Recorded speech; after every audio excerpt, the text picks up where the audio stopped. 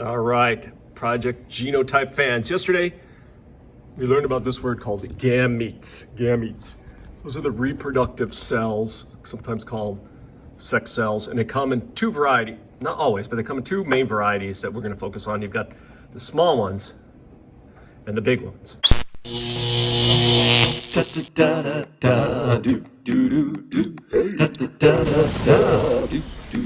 All right.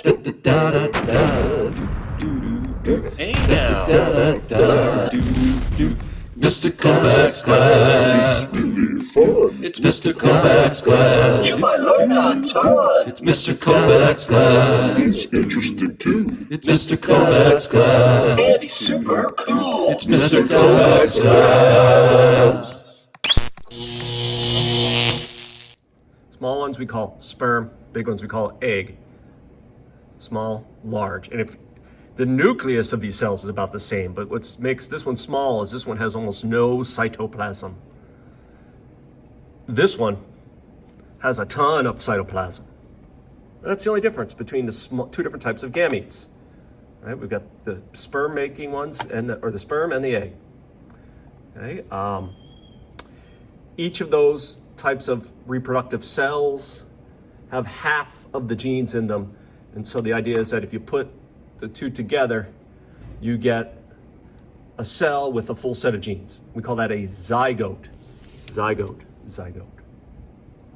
All right, and so we call the process to make gametes is called meiosis, and it's basically mitosis done 2 times, but you only copy once. So it's like copy, split, and then just split. And you wind up with 4 gametes. Gametes. Right, here's your original cell. See, it has 2 chromosomes in it, the original cell. You wind up with 4 gametes. Each one only has 1 chromosome in it. Half. Okay. All right, and so meiosis happens two ways. The easiest one to do is to make all of your gametes the same size, to make sperm cells. Right, you take a cell, you copy it once, you split it twice, and you wind up with 4 equally sized sperm cells. Okay, sperm cells are made in a gonad called the testis or testes. Testis is singular, and in humans, right, and in all mammals, this is where sperm cells are made. There's the testis right here. This is where sperm cells are made. The sperm cells are usually made and then stored in a little organ called the epididymis after they're made. Sperm cells are so weak and fragile, they don't last very long at all. Okay, so sperm cells are made in the testis. If you have 2 of them, we call them testes. Sperm cells. Sperm cells are little itty bitty cells. I mean, they're tiny cells. They are microscopic cells, and basically, they've got the one end, which is just a nucleus, and then they do swim. So they've got a little bundle of mitochondria for power and then a long flagellum for swimming. Sperm cells. Right, the other way to make gametes is to make egg cells. Now it's a little bit different because it's like you do the old copy once, split twice, but every time you split, you do not split the cytoplasm evenly. So you wind up with one cell with a little nucleus, but a lot of cytoplasm. And that means, usually what that means is that when egg and sperm, we call that the egg, they do make the other cells, but those other cells are basically just nucleuses. They're like sperm cells, and sperm cells are really fragile. And in egg makers, we call those polar bodies, and they don't last very long. They just kind of fizzle out because all of the cytoplasm's in one, all the eggs are in one basket. Right, so yeah, that means, well, one of the cool things we'll talk about later, but that means that when an egg is fertilized, right, each parent gives the same amount of nucleus, but the one that made the egg is the one that gives all the other stuff like mitochondria and things like that.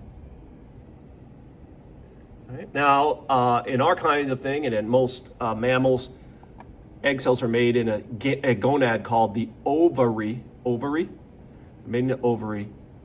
Right? Ovary is where they're made, and the place where babies develop is called the uterus. And then ovaries are connected to the uterus by what's called the fallopian tube, or sometimes called the uterine tube. Okay? And actually, where fertilization, that is, egg and sperm usually meet here, somewhere out here in the fallopian tube. Right? Eggs are huge. I mean, I cannot emphasize how big they are compared to a sperm. A sperm is just a nucleus. An egg is massive, massive, massive cell. Massive cell. I know there's a lot of weird ways to reproduce, even to reproduce sexually, and I'm going to tell you some that are different than the way humans probably, or you think that it would be done. Because like flatworms, marine flatworms are fascinating because they're what we call true hermaphrodites, in that this individual will make both egg and sperm. Makes both. This individual has gonads that make both big cells and little cells. And it's funny, when marine flatworms want to reproduce sexually, they fight. Right? They actually try to stab each other and inject sperm cells into each other. Right? So like they actually stab each other and inject the little cells, hoping to fertilize.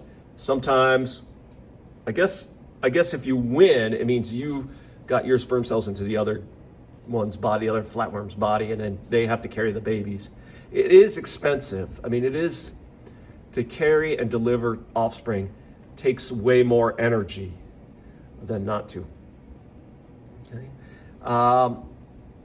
Sometimes we get hung up in the different roles in sexually reproductive organisms, but you got to remember that really it just comes down to the size of the cells.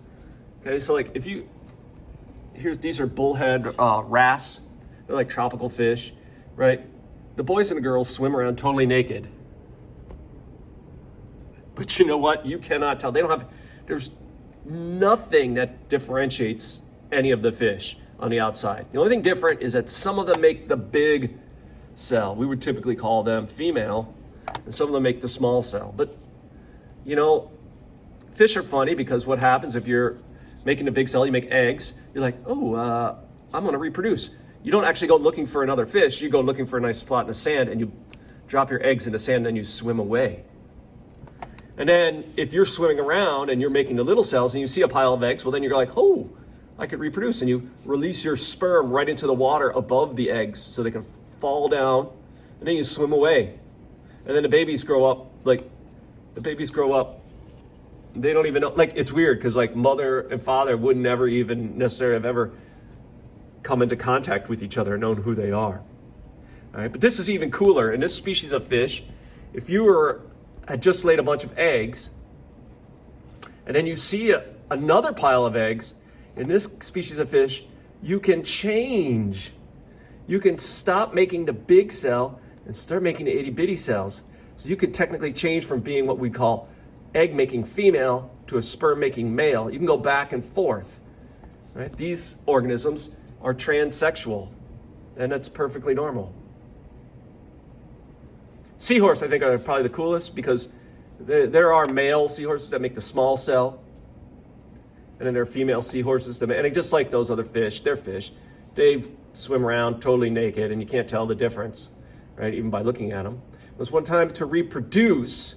What happens is one of the seahorses opens up a little pouch in his body, and then the other one puts their gametes in the pouch to be fertilized, right?